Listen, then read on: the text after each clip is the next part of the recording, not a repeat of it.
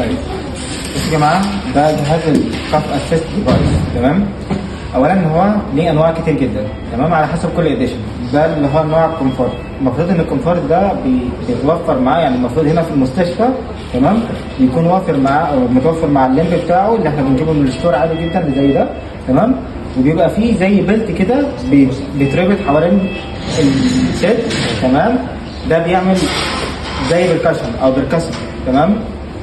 الجهاز ده بيوفر 3 مود اللي هو الانترا بالمونري والبركسر، فالمفروض ان ده بيكون واصل معاه بيلت كمان غير ده. طيب هو الجهاز اجزاؤه بسيطه جدا. هو كام زرار العاديين ده، تمام، زرار للمانوال والاوتوماتيك، تمام، وزرار للانتر بتاعه اللي بتفتح السيتنج والمنيو بتاعته، تمام، دي اللي بتضغط على السيتنج، ودي اللي بتقلب يمين وشمال، وده اللي بيستارت. تمام. هو بيوصل منه، طالع منه زي ده بيخش الموصل فيه الانسبيرات في الليمب. تمام. هو ليمب واحد بس. تمام. وعادة يعني يا بنجيب الليمب ده يا بتاع الفنتريتور فانكشن تيست، او لو ممكن ناخد الليمب اللي هو الوحيد بتاع اللي بيبقى داخل في الهيوميديفاير، وبنوصل بالفلتر. تمام. فلتر بنوصله قبل الماسك او في اول الوصله نفسها، وبس يبقى الاجزاء بتاعتنا وصلت. بعد كده في الاخر زي ما اتفقنا هنا، يا بنوصل بماوس بيس ماسك، يا اما بنوصله دايركت بالاي تي تيوب، يا اما على حسب انا هستخدمه امتى، يا اما بوصله دايركت بالتراكيستومي. لا ما تستغربش، عادي جدا ان البيس الزرقاء بوصلها بالاي تي تيوب او بالتراكيستومي على حسب السيتويشن اللي انا داخل استخدم فيه الديفايس نفسه.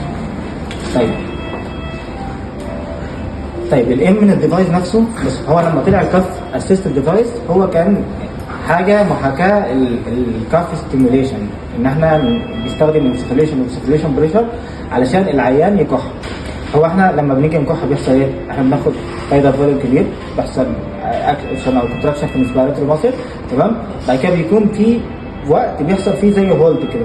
تمام. وبعد كده بيحصل الفورسد اكسبيريشن اللي هو بيقفل فيه الليبيجلوتس. تمام. طيب المفروض ان انا علشان احاكي الموضوع ده، تمام، فانا لو مش حاجه ميكانيكال، تمام، فانا ممكن اعمله بالتراكير ستيموليشن مثلا، زي ما بناخد في الاند اوف اكسبيريشن اللي هو النوكس ستيمولاي على التراكير، العيان يكح بعدها.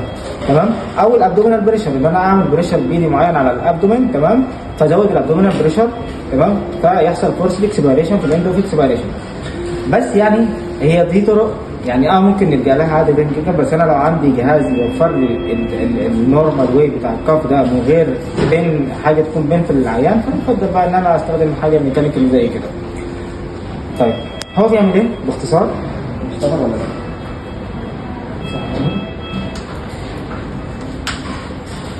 ماشي.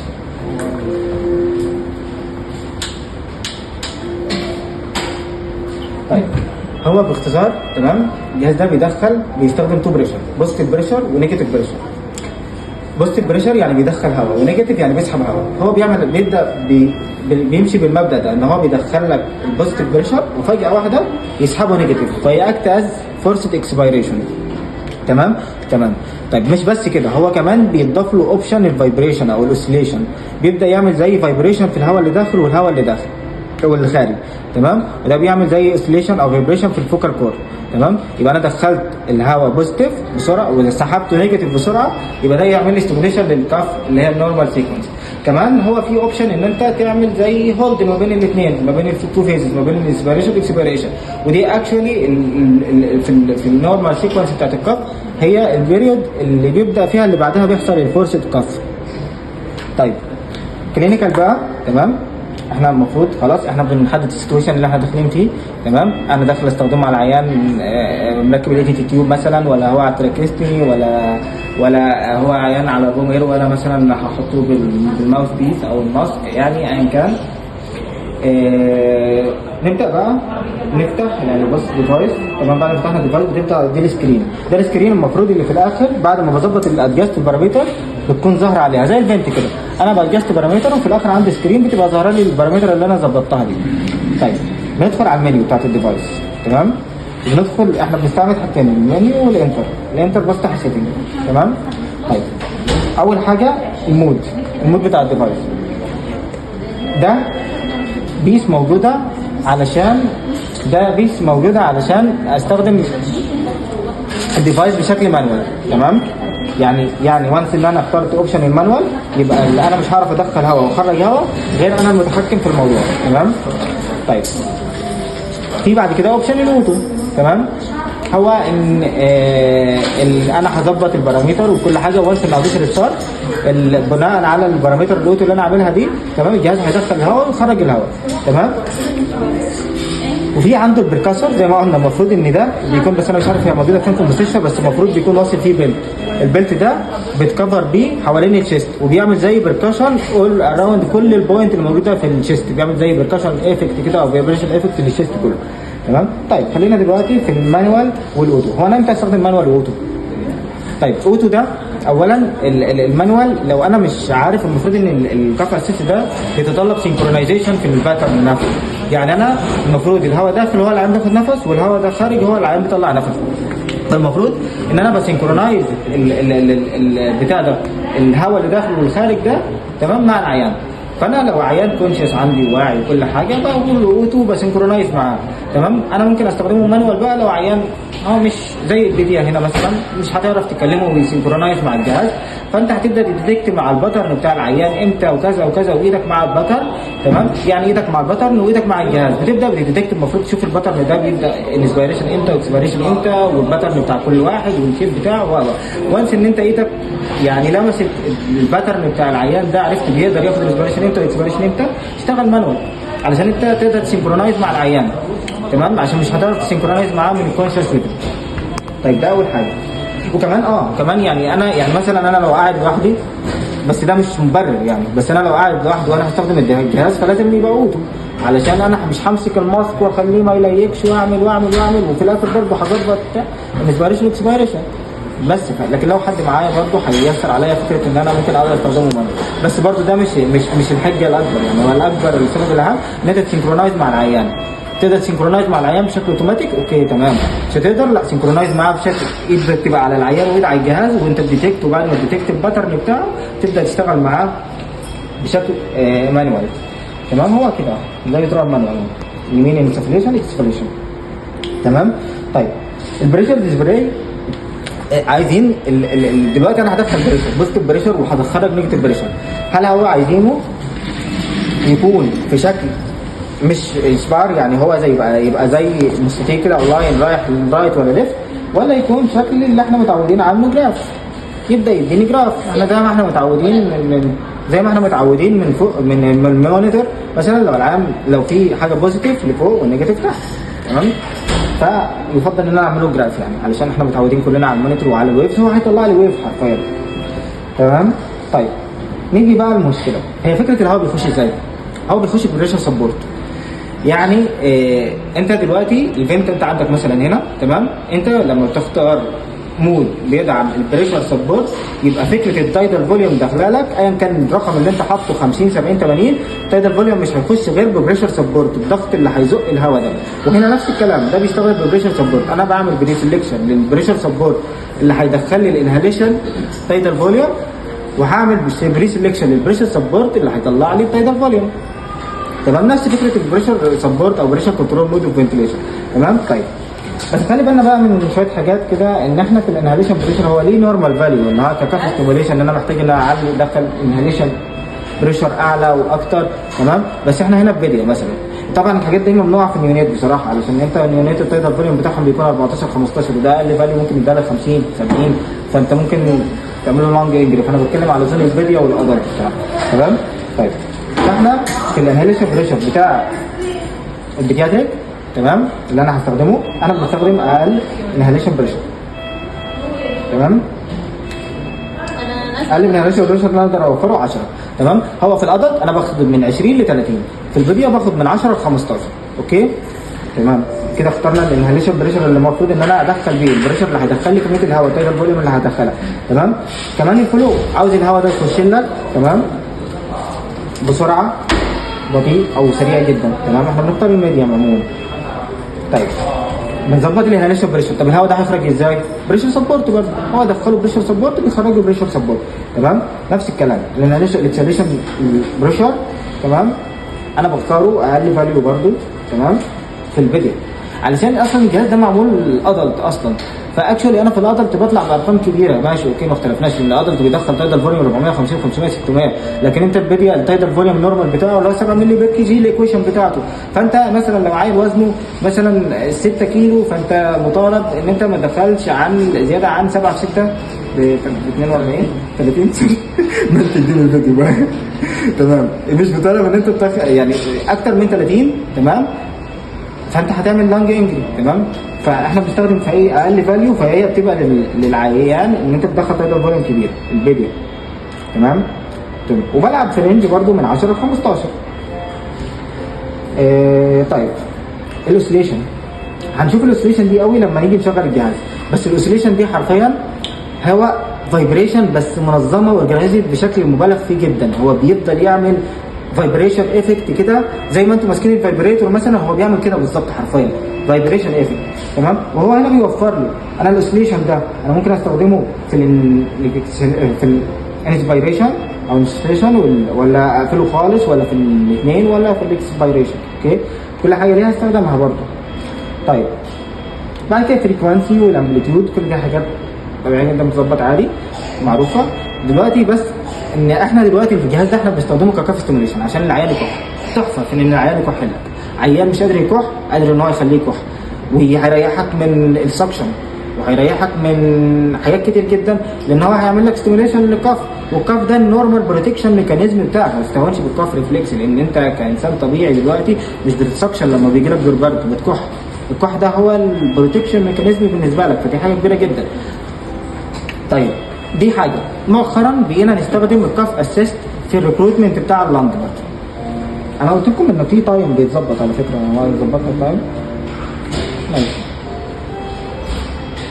طيب المفروض ان احنا مؤخرا كمان ما بقيناش نستخدمه ككاف ستيموليشن بس ان انا عيني كح بس، انا كمان بقيت استخدمه كريكروتمنت لللانج. عيان بيكولابس في اللانج بتاعته، انت من طرق الريكروتمنت بتاعته بعد ما تديكت سبب الكولابس طبعا هو سكريشن ولا ديزيز الفنتيليشن تمام.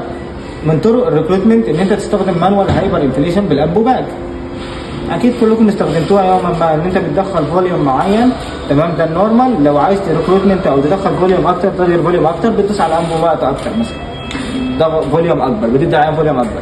بس هو للاسف ان ده مش حاجه اوبجيكتيف تقدر تعتمد عليها، فانت بتبقى عرضه للنيموزاركس والباروتروما واللانج انجري بالابو باج، لان انت بتدخل تايدال فوليوم بلايند تكنيك حرفيا. هو من ضمن البلايند تكنيك اللي انت بتخش انت داخل عمياني اعمى كده، انت فعلا ضغط واخد حسابك في ضغطتك وعلى شخص عندك سكيلز اكسبيرينس محترمه، بس برضه انت في بلايند تكنيك.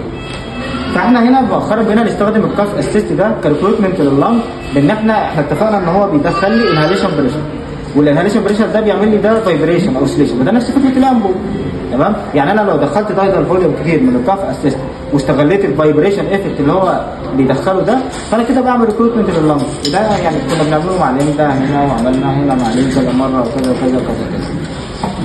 طيب اخر حاجتين بقى في الموضوع في السيتنج بتاع الجهاز، ان احنا بيبقى عندنا احنا بنظبط تايم للانهاليشن وتايم للاكسهاليشن تمام. طيب لو انا عايز العيان يكح تمام، انا بظبطها بالنورمال سيكونس عادي. انا عاده بتنفس في ثانيه وبخرج النفس في ثانيتين، لان النفس بيحصل بسبب اكتف كونتراكشن بسبب الريسبيراتوري ماسل، لكن الاكسبيريشن بيحصل بسبب الباسيف ريكوير بتاع في اللانج بلس البيتول تايم اللي بيحصل عشان الجاز اكسشينج يحصل. فالاكسبيريشن هو ضعف الانسبيريشن. فانا عايز العيان يكح عادي بنستخدم الايكويشن العاديه جدا اللي هو 1 ل 2 تمام في الانسبيريشن الاكسبيريشن تايم. طيب لو انا عاوز ريكروتمنت بقى لا كده الموضوع يعني في تريكس معينه، هو ان انت ما ينفعش تريكروتمنت في وقت اكسبيريشن طويل، لان انت كده بتزود من فرصه الكولابس. فانت لو انت داخل بالكاف اسيست ان انت تعمل دي انهاليشن بريشر اوسيليشن عشان تعمل ريكروتمنت لللانج تمام، فانت محتاج تقلل وقت الاكسبيريشن، تقلل الاكسبيراتوري تايم، علشان في الاكسبيريشن بيحصل كولابس في اللانج، وفي الانسبيريشن هو اللي بيحصل فيها الانفليشن في اللانج. بس ما الى ذلك خلصنا ظبطنا كل حاجه، ده كل البارامتر والسيتنج بتاعت الجهاز ظبطنا كل حاجه تمام. نبدا نفتح السكرين قبل ما بدخل على العيان تمام. يعني شايف السكرين كانه فينت حرفيا، هو يعني نسخه مصغره من الفنتليتر، بيديك الفريكوانسي والامبليتيود اللي انت مظبطها تمام، والانسبيراتوري بريشر والاكسبيراتوري بريشر انا حاطط 10 واكسبيراتوري بريشر ب 11 او 12 ايا كان، تمام. وبيديك التايم، تمام. انا عامله مانوال بس علشان كده مش مديني التايم. لو انا عامله اوتو كنت يعني بصوا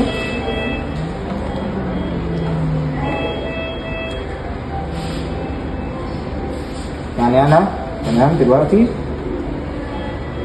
لو عامله الجهاز بتاعي انا عامله مانوال، تمام. لكن لو انا عامل الجهاز بتاعي اوتو، تمام، فانا اداني التايم، فانا مظبط التايم، مظبط الوقت اللي دخلت فيه النفس والوقت اللي انا هخرج فيه النفس، تمام. لو انا عامله اوتو، تمام، اوكي، ورجعت، تمام. اداني مثلا اهو متظبط مثلا على 1.5 انسبيراتوري تايم وتايدال انسبيراتوري وتايدال اكسبيراتوري 3 مثلا اللي مظبوط عليه، تمام. ومديني اوبشن البيك فلو، البيك فلو والبيك بريشر موجود في الفنت. البيك بريشر او البيك فلو هو اللي بيوديك الريزيستنس. انا مدخل بوزيتيف بريشر، تعرض ريزيستنس قد ايه؟ ده يديهاني البيك كيرف في الفنت هنا او البيك بريشر في الفنت هنا، يديها لك الكاف اسيست، تمام. والاهم والاهم والاهم اللي يخلي ده يكسب مليون مره على الامبو باج لو انا هستخدمه كريكروتمنت، ويكسب مليون مره في الكاف ستيموليشن، هو الاوبجيكتيف تايدال فوليوم اللي بيديهولك. انت قادر هنا تعرف انت بتدخل للعيان تايدال فوليوم قد ايه، فبالتالي انت عارف ان انت مش هتعمل لانج انجري للعيان، مش هتدخل فوليوم اكتر من اللي العيان عاوزه وتعمل له نيموثوركس ولا تعمل له باروتروما. ليه؟ لان حضرتك شايف التايدال فوليوم وواقف عند ستوب معينه، حاسب للعيان نورمال تايدال فوليوم اللي يخش له 7 مللي بير كي جي. لو انت عاوز تعمل حاجه هايبر انفليشن زي بالفنتليتور بتبقى 10 مللي بير كي جي، تمام. فانت حاسب 10 مثلا وزن على 5، فانت حاسب التايدال فوليوم ماكسيموم اللي هيخش 50، تمام. فانت عندك اوبجيكتيف ميجرمنت للهواء اللي داخل، مش حاجه بلاين، تمام. طيب الدنيا تمام، كل حاجه تمام، خلاص جهزت نفسي. انا عامله اوتو دلوقتي، تمام. همسك العيان ده هيخش على العيان، هيبقى طبعا من غير اي ليك ولا حاجه، حتى لازم يكون فيت كويس من العيان مزود اي ليك، تمام. انا عامله اوتو، تمام. ابسط حاجه ان انا هديتكت الباترن بتاع العيان لو بيليا يعني، بس انا لو افضل الاوتو في البيليا بصراحه، الا لو يعني انا كنت مجبر على كده، افضل انا عشان انا مش عارف اديله اوردر يسنكرونايز معايا، فبفضل ان انا اديتكت الباترن بنفسي.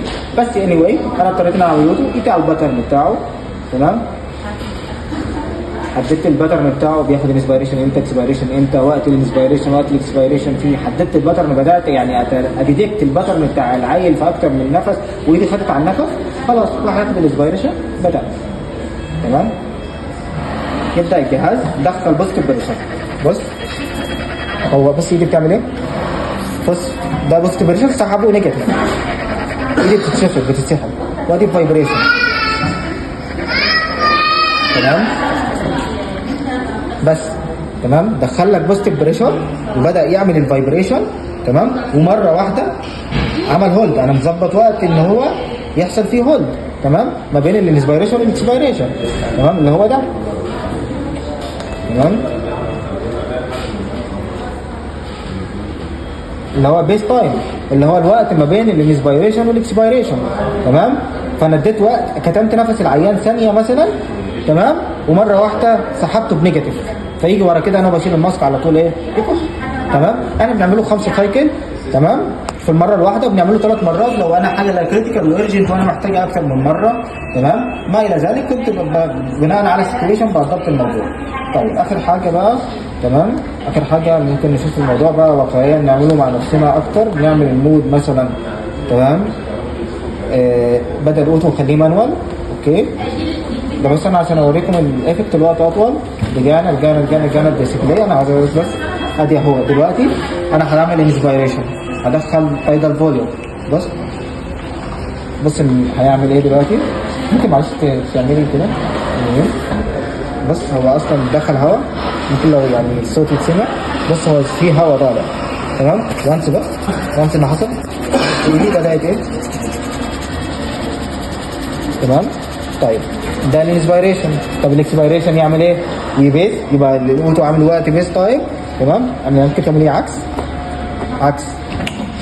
بص ايدي بتتسكشن، بيحصل فيه زي سكشن باور، ايدي بتتشفط.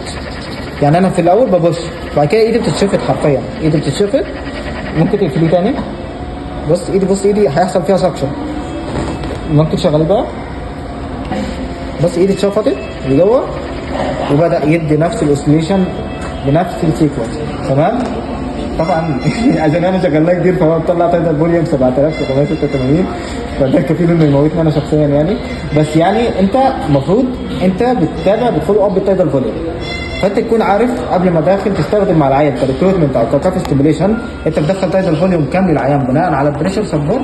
فانت دلوقتي انت افويدت اللونج انجري، في نفس الوقت عملت ريكروتمنت محترم بفايبريشن ميكانيكال، مش في الاخر الامبو والكلام ده كله هو حاجه مانوال يعني يعتبر على كلينيكال براكتس وسكيلز، وايا كان مش هتبقى حاجه زي حاجه ميكانيكال يعني في الاول وفي الاخر، وطلعت بعدين خسائر. بس ده ككاف ستيميوليشن احنا نقدر كده نستخدمه ككاف ستيميوليشن وكريكروتمنت لللونج بس يعني.